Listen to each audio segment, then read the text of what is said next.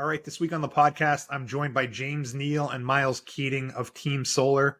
They're a company that does solar panels for residences in Maine, and really enjoyed the conversation I just had. Two very sharp guys. There's a lot of information to digest when it comes to solar energy, a lot of misconceptions, misinformation out there. I think they set the record straight on a lot of things, and I think if you're thinking about getting solar panels, this is a great podcast to listen to, get a lot of information. And they're two great resources to reach out to talk to more about it. So this is the Randy Forcier podcast. Do me a favor, subscribe on YouTube, Apple, or Spotify. Would appreciate the follow there. Also on Facebook and Instagram. Thank you so much for listening. Here's James and Myles.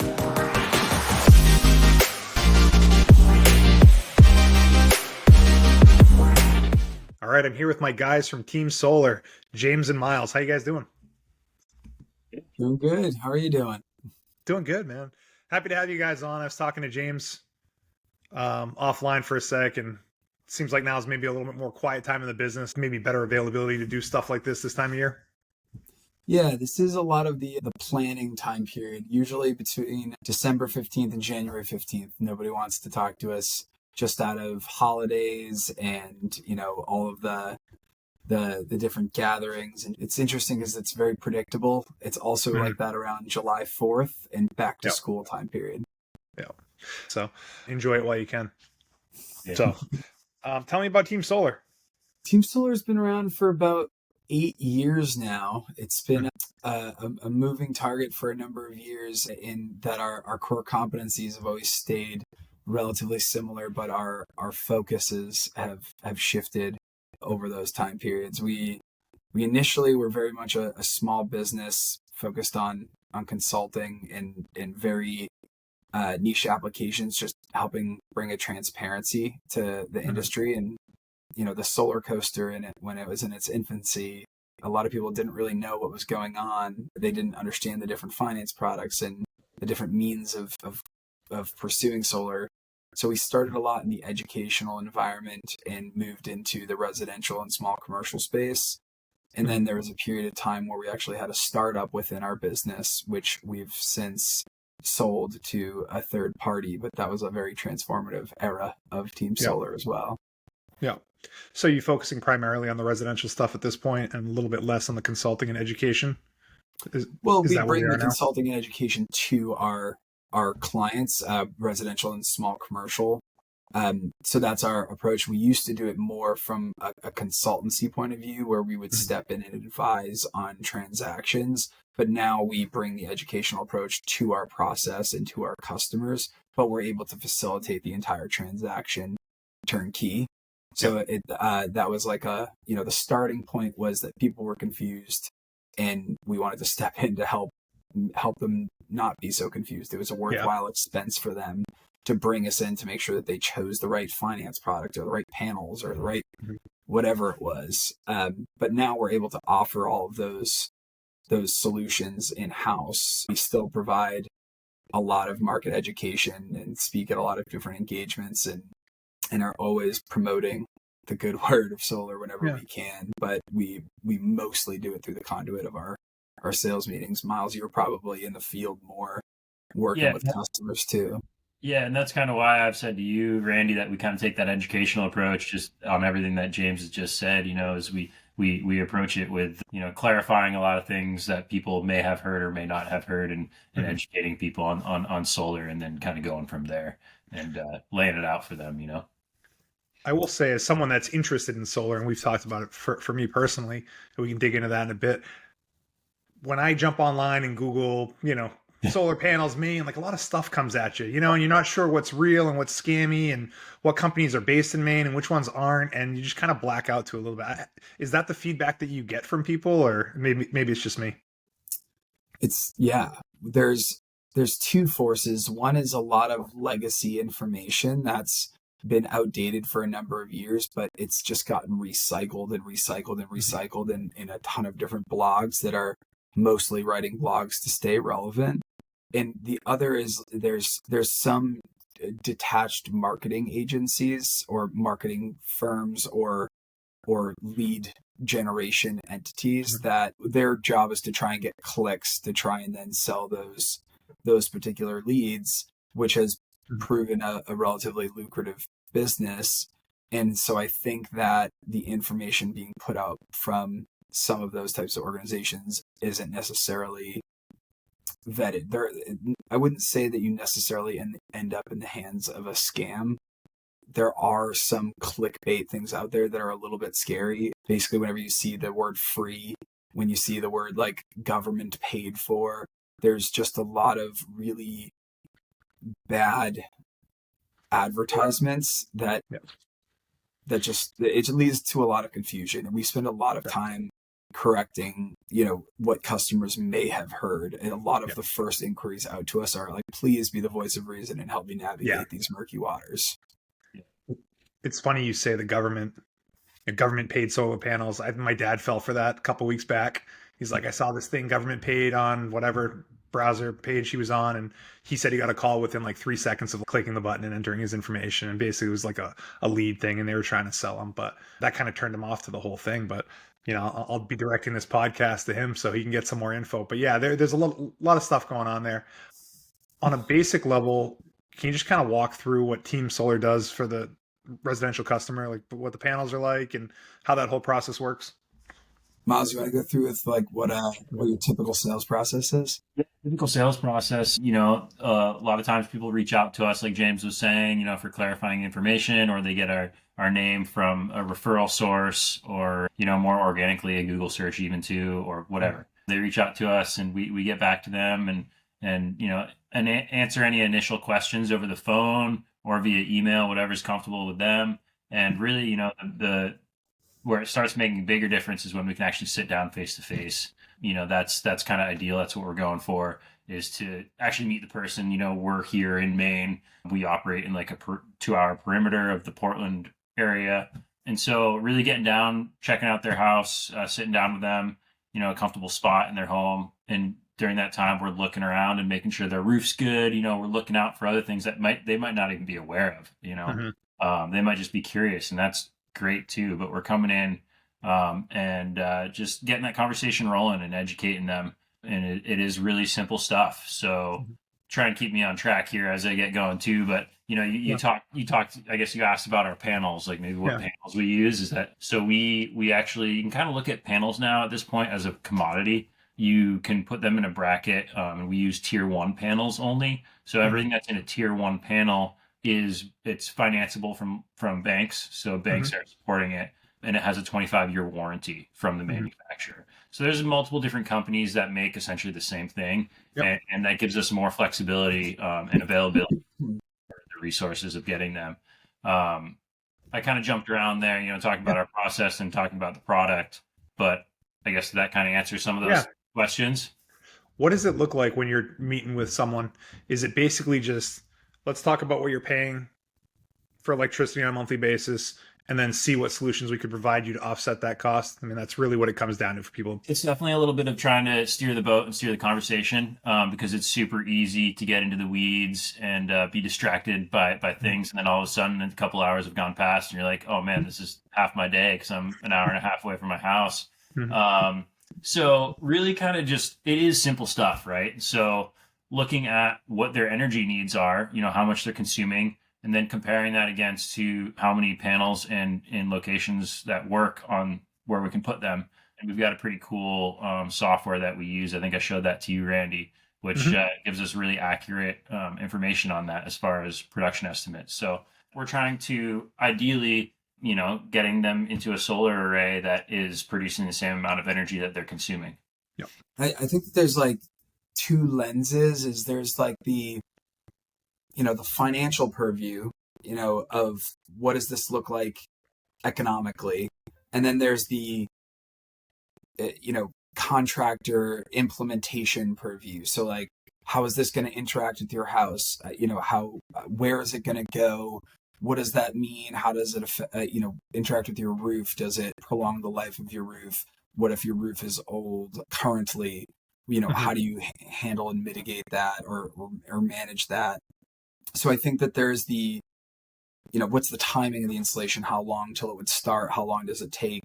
All the above. So there's the physical installation and, the fact that we're going to be putting equipment on the roof. That is one lens of the conversation. That's mostly objection handling. It's mostly making sure that someone feels comfortable with what's going to be there. It's one of the simplest attachments to a property that you could think of. It's got infinitely less moving parts than your boiler could, or your whatever else is attached to your home. It's simpler than a microwave. It's a very, very, very simple piece of technology. The other lens is that financial lens of, am I eligible? It's not really eligible for a tax credit, but it's can I monetize a tax credit? At the end of the day, what is my cost for solar going to be compared to what my previous utility costs were? Because if you're looking at it as a raw financials, for most customers with even a reasonably sunny site, you can either pay your electric bill, which that engagement never ends. It's always rising, and you have no control over what it is per month. It is constantly varied. Or you can pay for solar, which is usually, if you were to finance it, is a flat amount that is less than what you would have paid for the utility bill and ends. And if you're going to just compare those two lines on a graph, it's like a super obvious answer of what you would choose financially. So that's not actually the hardest part about working with customers. There's just all the other questions that we want to make sure that they're comfortable with, so that they are at the liberty to make that strong economic decision. It doesn't work that way for 100% of customers, but that's the entire process is designed around helping them understand and alleviate all of those other question marks and concerns, so that they can make that relatively simple economic decision. Yeah. I agree with you. It does make sense. When we talked about the numbers, Myles, like, it makes sense on some levels. One of the third, or I shouldn't say some levels, but like all levels financially at least. But one of the things that came up for me was just the condition of my roof. So I have to address that before we go and put solar panels on it. So I assume that that's a common roadblock or stumbling block people have, or something that has to be addressed as part of these conversations. Absolutely. If the roof is in need of replacement, you would want to do that replacement before putting solar equipment on. And if you do it in a similar time period, some of the benefits of the solar projects, such as the 30% federal tax credit, could extend to the cost of redoing the roof if you do them in the same time year. And we're not CPAs, so like that's always a check with your CPA. But there's some benefits to doing them together up front. You're aligning the life of the roof, and the solar equipment will protect the roof and add 2 to 3 times the lifespan. But yeah, if you need to redo your roof, that's an immediate hurdle to saying, oh, well, I want to go solar first. You really shouldn't. You should redo your roof and then go solar if your roof is ready for replacement. There's tons of those types of considerations. Another one that's relatively common is like, we're moving next year. And it's not that that's a bad financial decision, but you could see... Like, why are you even looking at getting solar though if you're moving in a year? Yeah, and it can actually be, in some cases, a strong financial decision to do that.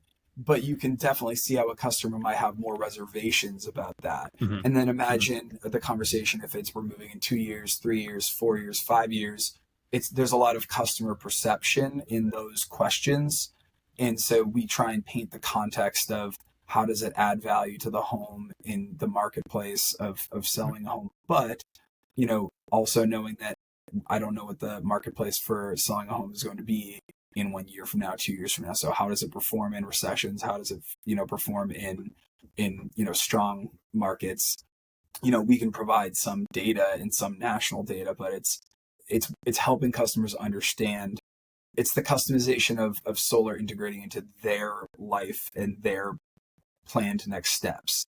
And those are the questions that we spend most of our time on. The financials is usually a smaller segment of the total conversation, because you can paint a pretty simple picture.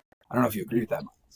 Yeah, totally. And that's why I apologize if you hear my dog. That's why it's so important to really get a time set with somebody and go see their house and sit down with them, because you can flush out a lot of that stuff. I've had situations where I've gone to someone who's interested in solar, And I said, well, have you thought about the age of your roof? And she's like, oh, I didn't even really think about that. Oh, that's interesting. And she ended up needing to get a new roof. And she went ahead with solar, and she was really grateful that I brought that up because she didn't even think about that. Yeah. So being able to, assess all these little different things and being in person is the big thing of, getting to sit down with them and evaluating some of those things that James was talking about too.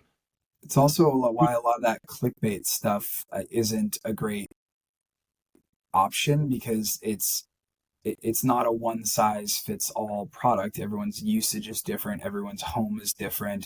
Everyone's future plans and financial situations are different. So even though we can simplify pretty quickly by being experts in the industry, we still want to come out, take a look at your property, take a look at your roof type, take a look at what your financials, situation might be, and help provide a customized direction, because you can finance it, you can pay cash for it, you can utilize personal financing or existing solar financing.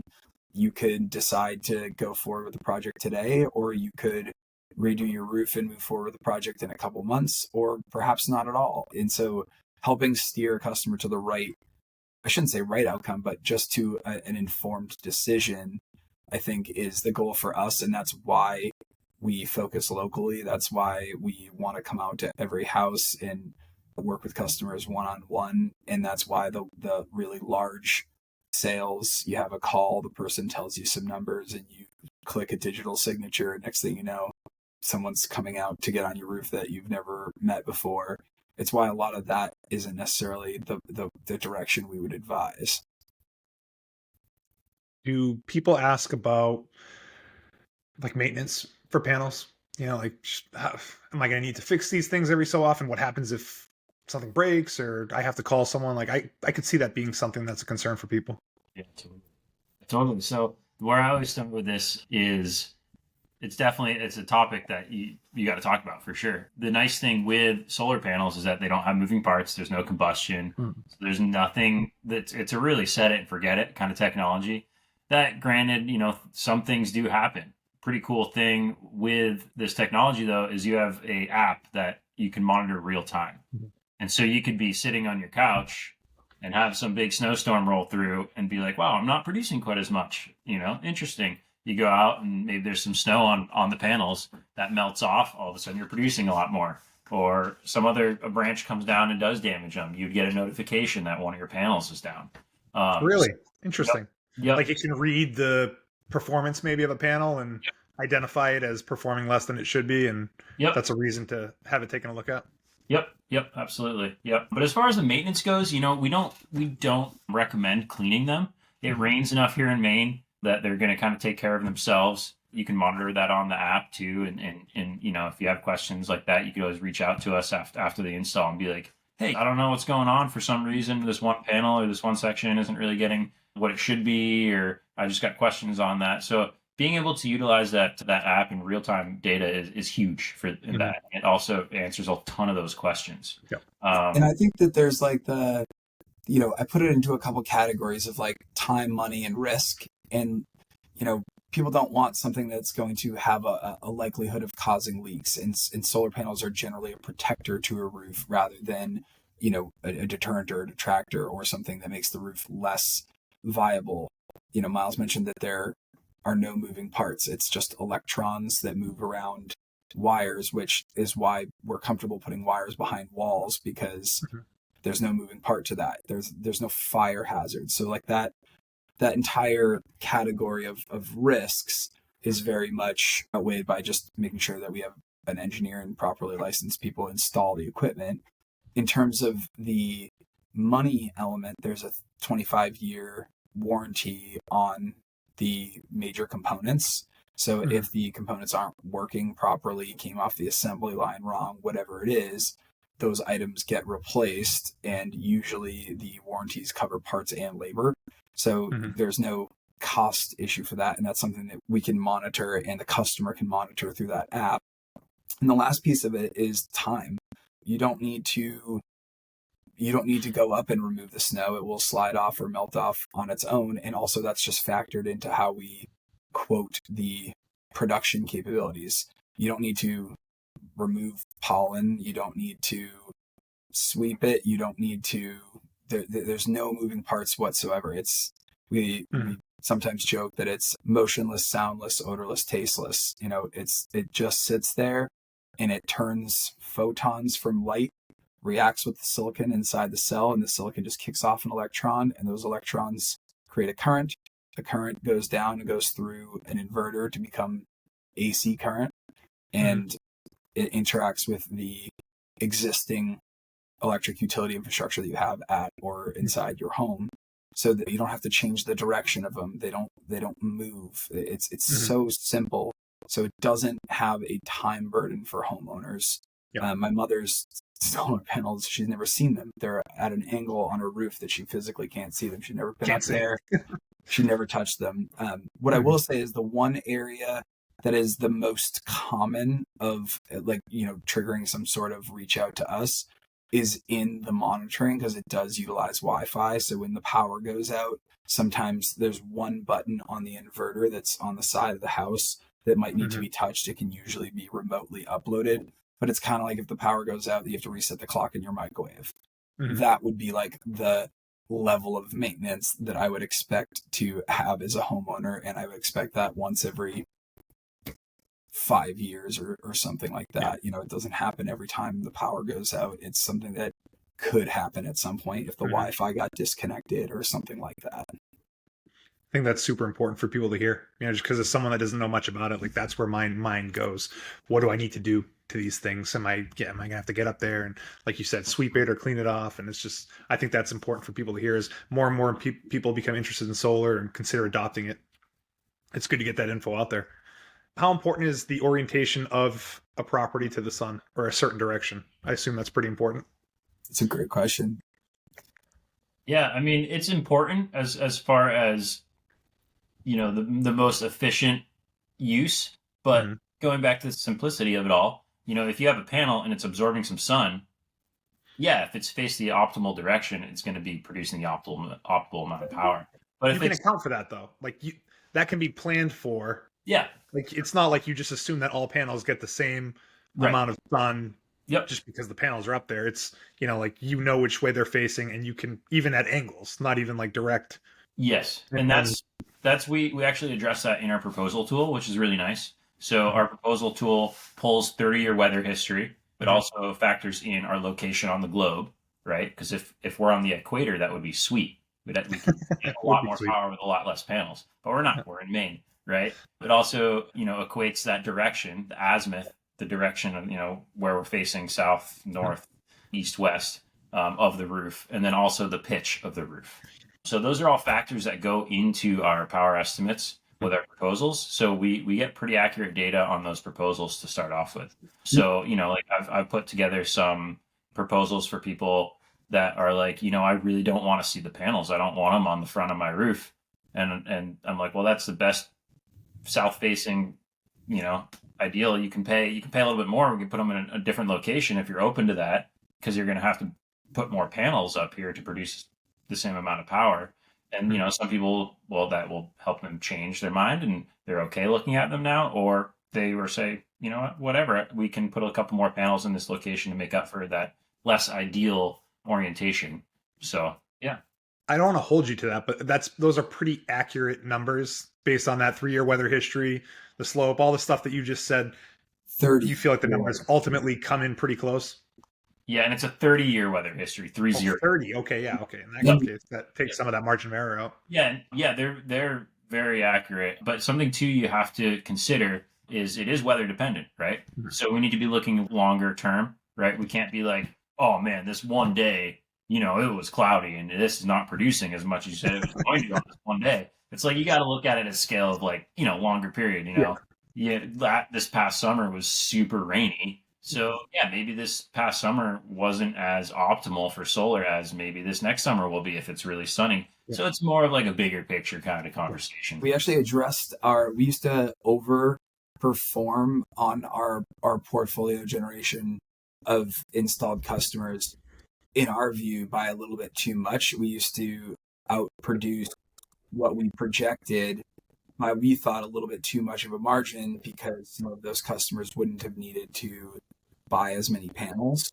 So Yeah. we actually slightly tightened up our, only by like 1 or 2%, but we slightly tightened our projections, because I think the tangential conversation to this is, when is it not worth it to go solar? Is it like, oh, this is going to be on an east facing roof at, 30-degree tilt. Is that not worth it? Well, let's take a look at what the economics are compared to your utility bill. And then it really is for the customer to decide. We've had some customers that the only available spot they had was, relatively shaded, and it was, kind of north facing, but at a low tilt. And the projection of amount of sun that it could produce multiplied by the amount of avoided utility spend compared to what the total upfront cost was, it wasn't necessarily going to be a money saver for them or a money maker for them. But they were like, if it's about the same and I'm switching to green energy and I can avoid the potential risks of utility rates rising, and I know what my payment's going to be, and I'm on a fixed income, then that sounds great. So we don't really determine the investment advisement for a customer. We really try and paint the picture and paint the values of switching to solar.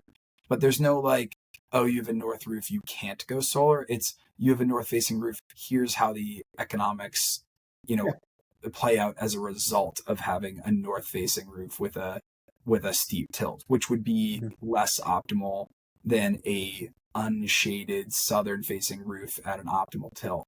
East west can be much closer to a south facing roof in its productivity, depending on what the tilt is too. So there's all sorts of different, there's a technical term called TOF, or tilt orientation factor. And then that gets layered over the amount of available sun, or, netting out the shading, which is a total sun resource fraction. And we utilize on the back end of these platforms some very, very complex math to essentially get to how many kilowatt hours are going to be produced from these solar systems throughout a calendar year. Yeah. It's interesting to hear that being on a north facing roof doesn't automatically disqualify someone from getting solar panels on their roof. It just makes it that much less efficient, and the numbers don't quite look as good, but it's not like it's impossible. So in my mind, I thought like there's people that you encounter and be like, no, you're not a good candidate at all, just strictly from that point of view. But you could still do it if you wanted to. It's just a matter of what your break-even points are and efficiency. What is a typical, or I don't know if typical or ideal, what the best way to ask is, but what are people looking for break-even points on an installation? Yeah, I think it's easiest to quote it in terms of like the average range is usually between like 3 and 8 years, 3 and 9 years. And it definitely depends on a number of factors. The equipment warranty is for 25 years, and there's some financing arrangements that can go out as long as 25 years. So there's the break even in terms of if you paid cash for it, how quickly you make your money back. But then there's also the break even of at which point are you going to be spending more on your solar financing cost compared to your utility cost. And so that's a completely different equation. Usually our customers, if they do a 10-year financing term, are going to spend less for solar, or about the same amount for solar as they would by paying their electric bill. And that's assuming the utility rates didn't rise. So whatever your today electric bill is, you can essentially, for most, you can essentially pay the same amount that you're paying now, but it's a flat cost that disappears at the 10th year, versus paying the utility, which for that 10 years will be rising, and then at the end of 10 years will continue to go up and rise indefinitely. So if you compare it to, where that break-even point becomes, I would say that if you were to have to finance a project for 25 years and you still were going to be spending slightly more on solar equipment than you would projected on your utility expenses, that might be where it's not financially worth the opportunity, depending on how long you're going to be in your home and other factors. Or theoretically, if you paid cash for a project, if it was going to be a 25-year payback period and the warranted life is 25 years, even though the useful life of the equipment is closer to 35 years, that's where a customer is probably going to think a little bit longer about that type of investment, depending on what it means to them, innately or emotionally. Are they really pursuing the environmental benefits more than the economic benefits? So we definitely don't determine it for a customer, but we definitely try and paint the reality of what it is. Is, and it's interesting because every once in a while you'll get a customer with like a 15-year payback period that's like, let's do it. And sometimes you'll get a customer with a 3-year payback period and they're like, just don't see it making sense financially. And we have to take both of those and just appreciate that customer's perspective. Yeah, definitely. I bet you that customer where the payback period is the 25 years or it's fairly split over 25 years sounds like that's probably not that common though. There probably seems like there's a benefit that is on a shorter time horizon than that 25 years. Yeah, like 3 to 8 is like the common. Like I would say that the vast majority of our customers have a payback period under 8 years.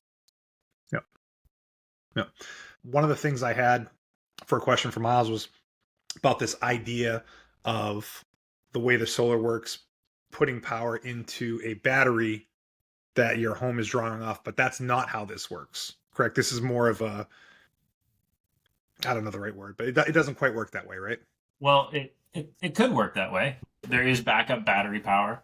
At this point, the cost of investing into a backup battery power, isn't quite. We're almost getting there for that's the economical decision, but it's not quite there. A lot of homes have backup generators already, and that's the role that batteries are playing is backup power. So yeah, we're installing grid tied systems. So in the state of Maine, I think what you're kind of touching on is the net metering. So the state of Maine. Yeah, that's what I wanted to get to. Yeah. We're a net metering state. And what that really means is the meter is essentially you're looking at it as your accountant. So if you don't have solar, if you're not producing your own power, that meter is spinning one direction, right? You're consuming power from a lot of times CMP or your utility provider. If you do have a solar array and you're producing your own power, say middle of the day, middle of the summer, you're not using much electricity, you're overproducing power than what you're using at the home. So that power will be coming in, hitting whatever draw it needs on the house, and any excess will be going back out into the grid, back through that meter, spinning now the opposite direction. And that meter is accounting for that. And every 1 kilowatt hour of excess energy produced, that utility provider is giving you a 1 kilowatt credit to be used on your account. So that's kind of the way you can kind of look at, the utility as I keep saying, as the accountant's keeping track of all of that for you. So then come winter months, you might not be producing quite as much. You can be utilizing those excess credits that you've saved up in the summertime. So those credits are kilowatt hour credits as opposed to $1. They're not paying you a certain amount of money for the kilowatts. They're going to give you one. So if the price of a kilowatt hour changes, it doesn't necessarily matter because you're getting that kilowatt hour regardless of what the cost is. Right. And currently the way it's set up too is they do expire within a year. So you can't build up like a huge bank of them. But you wouldn't really do that, right? Because you're gonna be strategic about the number of panels that you put on your roof. So there's no sense. It's probably pretty rare for someone to have. You wouldn't do it. Right. Yeah. And it goes, it goes back to sizing the system appropriately. Sizing a system appropriately for the needs that you need to meet. So you want to size a system for the consumption that's needed for that property. Yeah, which might be different than the consumption historically used. They might be considering adding heat pumps or EVs or whatever it may be. And the term net metering is one that I think that we use it generalized because it's really the concept of how does the state or the utilities or whoever is involved in a specific jurisdiction, how do they agree on what the value is of energy when it passes through the meter? There's some states that, you consider like don't have net metering, where essentially if you didn't use the energy at the moment you produced it, then you don't get credit for it. So Maine's program is I think more technically called the net energy billing program, and there's different offshoots to that depending on like the size of a system. You can move into different brackets and the what you get credit for can change. But ultimately, in Maine, when you pass a kilowatt hour through the meter, as long as it was interconnected and followed the proper steps and procedures, that you get the kilowatt hour credit for that on your bill. So if you look at the billing periods being monthly, if I overproduce in the month of August, I don't just lose all of that credit. They give me the carryover of that excess production to be used later. And there are some caveats that, like Myles said, like sometimes they can expire after a certain amount of time. But in a calendar year, you can have a system of producing 10,000 kilowatt hours entirely offset a home that produces 10,000 kilowatt hours, or that uses 10,000 kilowatt hours of energy. In Massachusetts, I think theirs is technically called a net metering program. They do it slightly differently. They do it based on the dollar amount of the time period that it was produced. Okay. So state by state, jurisdiction by jurisdiction, the general concept of net metering can certainly vary. And also within a state, the concept can vary depending on the size of the project or the generation facility.